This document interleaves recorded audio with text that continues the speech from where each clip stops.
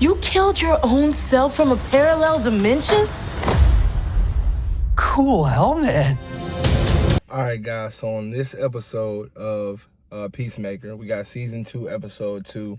We're dealing with the aftermath of the Chris on Chris fight, where, like in the preview, Chris actually defeats himself, kills himself, and is basically kind of dealing with the consequences of that.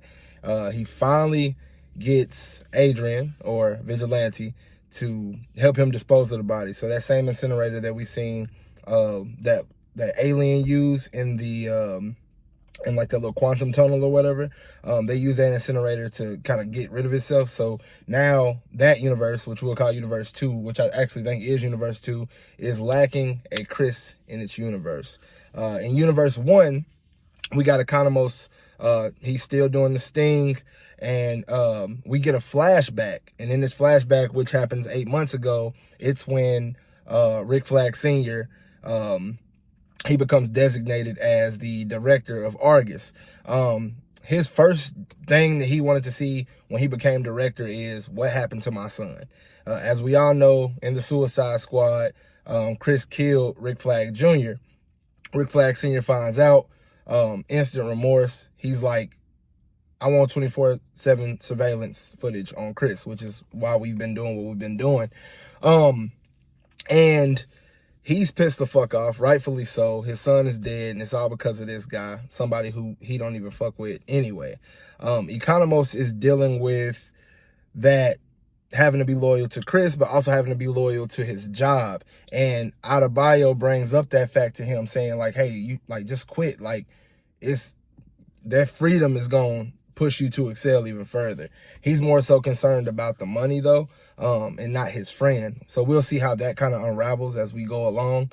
We do also have Harcourt going through the motions of all the depression and feelings that she's going through.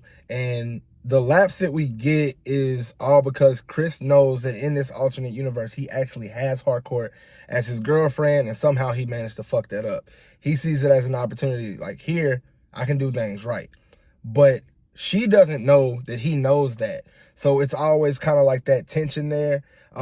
He tries so hard to make Harcourt like him. And ultimately, from what I'm viewing it, and y'all tell me if y'all feel the same, I feel like that's pushing her further away. For me, I think he should allow things to happen naturally. But we all know Chris. He's not doing that. Peacemaker decides that he wants to basically reconnect with Harcourt any means possible. And when I say that, you know, he's using the quantum tunnel to go to Universe 2 in order to try to rekindle that. The episode does end with him sending a text message to her and her replying back with hey, but with a heartbroken emoji.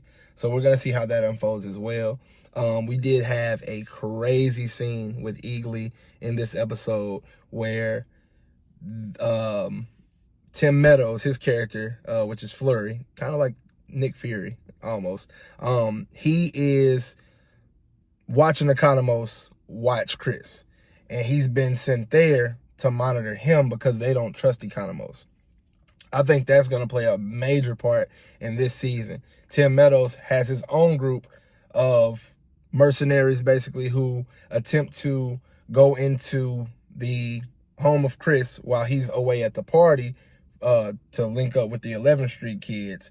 And that's when the scene ensues where Eagly goes fucking ballistic and takes out all 5 of them, including Tim Meadows' character. Never really seen Eagly in this type of action, but seeing how vigilant he is and how